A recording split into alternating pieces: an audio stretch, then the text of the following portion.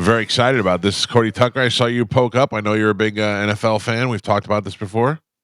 Oh yeah, massive fan. Yeah, and Yeah. do you play fantasy football as well?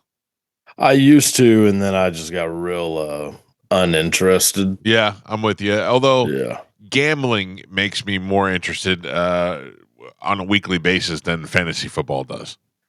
Yeah, you can't gamble in Texas, which is very unfortunate. Yeah, you 'Cause, can gamble like well, crazy here.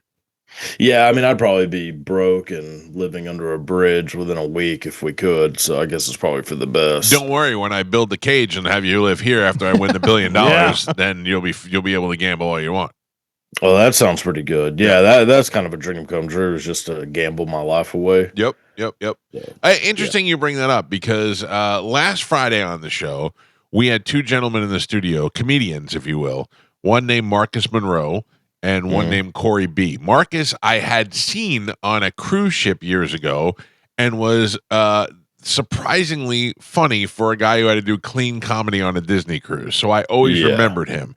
The guy he was with, I was unaware of until several people in our listening audience suggested I watch his videos and that he'd make a good guest on the show. His videos stink, but he makes a ton of money, and he was a great guest on the show. I enjoyed meeting him, and even he says his videos are cringy and they're awful, but he is making a ton of money. So I boldly asked him how much money he was making as an influencer on the Instagrams. What is it? Instagram and mostly TikTok, I guess, is what he's on. Do you want to guess how much Corey B made last year? Base it on your knowledge of what you make doing the Cody Tucker stuff. He said combined on all the platforms. On all the platforms. He had about 22 million subscriber followers. Now, where is that in relation to you? Oh, yeah, that's quite a bit more. Yeah. Because I have the I mean, oh geez. You have 1 million on Instagram? Yeah, Instagram is 1 million. YouTube's like 350,000 or something. That's pretty nice. That's a pretty solid baseline right there. Yeah. Yeah, it's not bad. I mean, my TikTok is pretty low because I thought it was going to get shut down, so I kind of just stopped caring. And joke's on me, I guess. But I'd guess probably 500,000. $1.2 million. That is insane. That is fantastic. He said his first big month, his first big paycheck was 50 grand. That was his first big, and I think he said he got that from Instagram. Yeah, that sounds about right. Yeah, that's pretty good. Which leads us to wonder, really, what's Cody Tucker pulling in? Oh, nowhere near that. Hundreds of thousands? No. But enough. No, because I also don't do anything other than that. Like a lot of those guys will do like other like brand deals, brand ambassador stuff, and I could care less about hawking some product. I don't know. They could give you you got a nice glowing skin about you. Yeah, well, that's sweat. So yeah. I've come down with a low grade fever, and it's making me sweat like Dom DeLuise. So, what do you got? A little bit of the COVID? Oh, well, yeah, probably. I mean, I looked up on WebMD, and it's either like a sinus infection or like esophageal cancer. So, I hope it's the first one. Jeez. Yeah, I mean, I guess if you see me with a shaved head hanging out with John Cena, you'll know which it was. But time's up, buddy. Yeah. Guess we'll find out together. But who knows? Is that your Make-A-Wish? Isn't that what you have to do? I guess that's what they all seem to do. He's done more than anybody else. Yeah, I thought that was like part of the chemo. Right. The standard. This is John. He'll be here. That's pretty funny. What do you got in tonight's game? Anything? You got any stake in? You know who's gonna? You even know who's playing? I know it's the Eagles and somebody else. Cowboys and Eagles. I hate the Cowboys with a glowing passion. Yeah. I guess just growing up around obnoxious Cowboys fans. Yeah. But the Eagles fans are pretty obnoxious as well. So it's really the battle of the horrible fan bases. I'm going to Eagles though.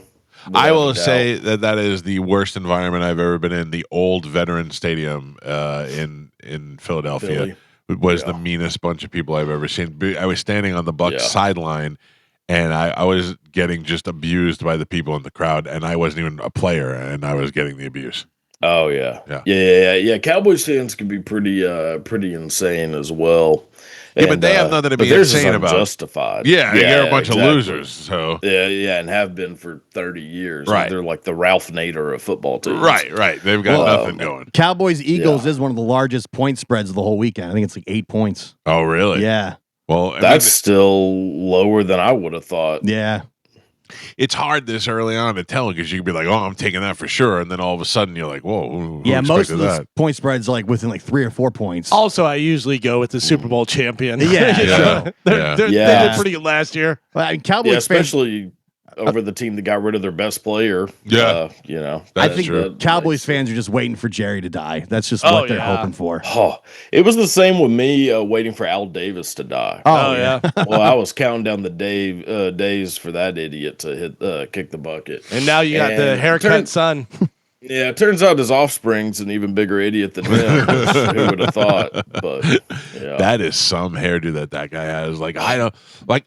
Here's the thing, Cody. You and we don't know each other that well, but we've been talking for about a year now.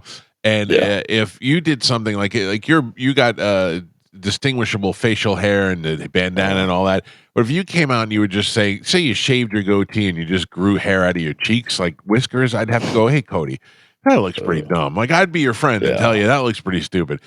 Nobody is going to be this guy's friend. Nobody wants to tell him he looks like a burn victim. Yeah, well, I mean, to be fair, he is a redhead, so that I mean, they kind of all have that look. But but to be fair, if I was hanging out with him, you might be getting a little cash on the side. I probably would keep my. I was going to say his smoking hot 24-year-old girlfriend doesn't seem to mind. She's not with him for the money, Goblin. No, she loves him. She loves his haircut. Yeah, dude. The last preseason game, he was sitting in the box with Tom Brady because now Tom Brady owns a part of the team. Yeah. Tom Brady, who's known to look very handsome all the time. I know. If you're Tom Brady, how do you look that guy right in the face and not go, "What is going on? What are you doing over here?"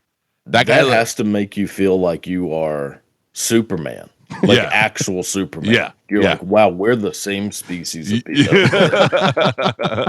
Look how far advanced I am. Yeah, it's like a cheetah next to a slug. You're like, this doesn't make any sense. Just brutal.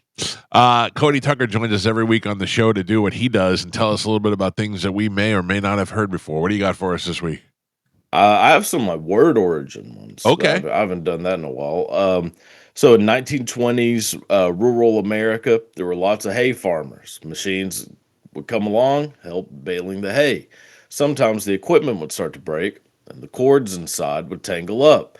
This is why anything going crazy is called haywire. Yeah, there you go. So in Macbeth, the Shakespeare play, the three witches in Macbeth are based on the three fates of Greek mythology. The names for those three sisters came from the German word meaning fate. Because in Macbeth they were ugly, strange witches, the name of the sisters took a different meaning from then on. Their names were the Weird Sisters.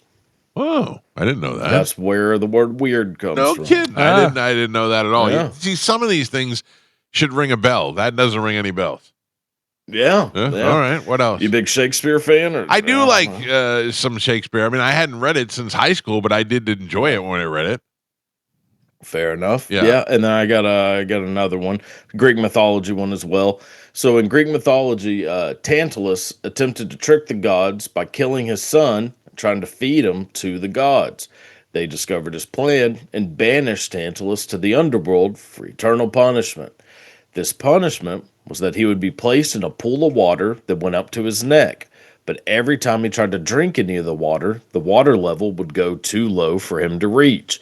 Above him was a fruit tree with low branches hanging right over his head. Every time he reached for the fruit, the branches would raise slightly out of reach. This meant Tantalus had to spend eternity only nearly being able to fulfill his needs.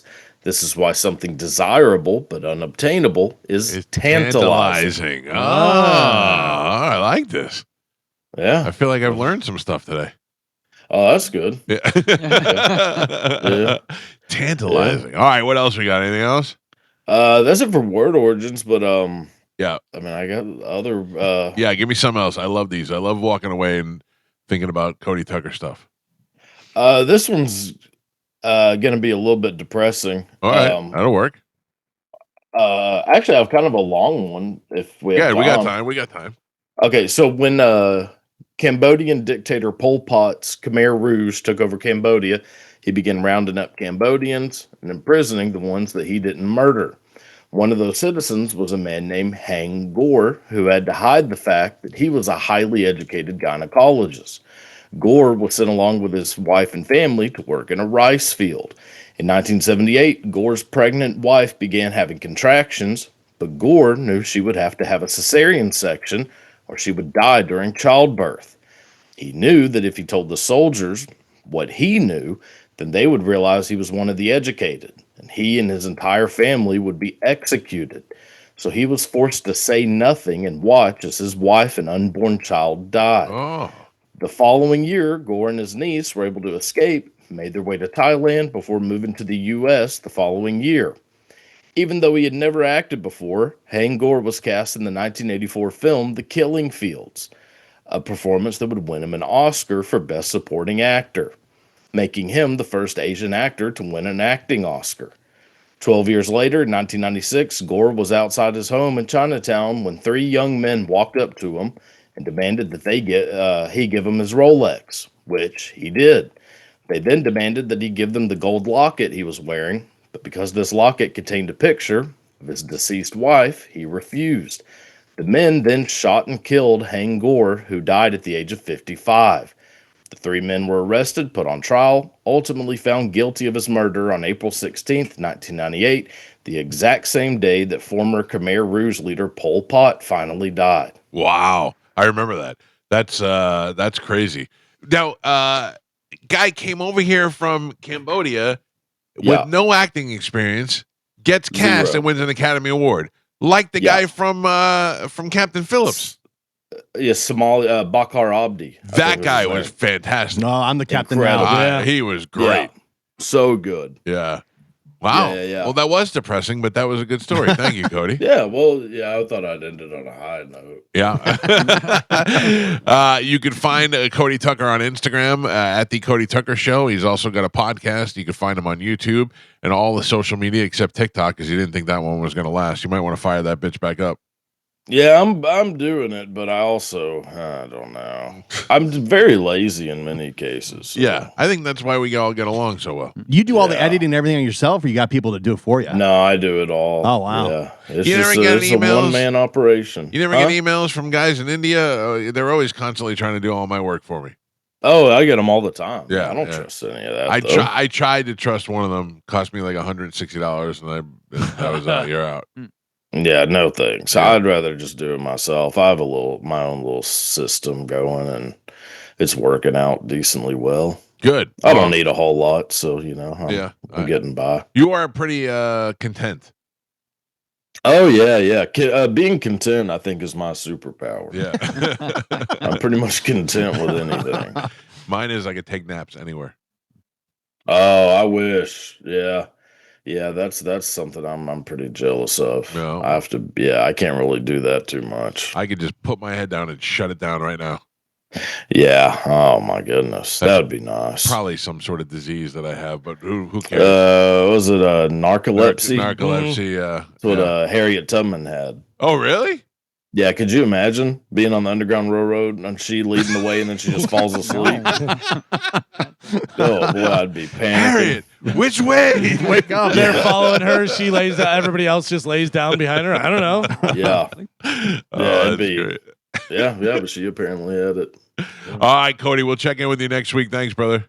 All right, man. Have a good one. Take it easy. There you go. Cody Tucker. Funny dude, man.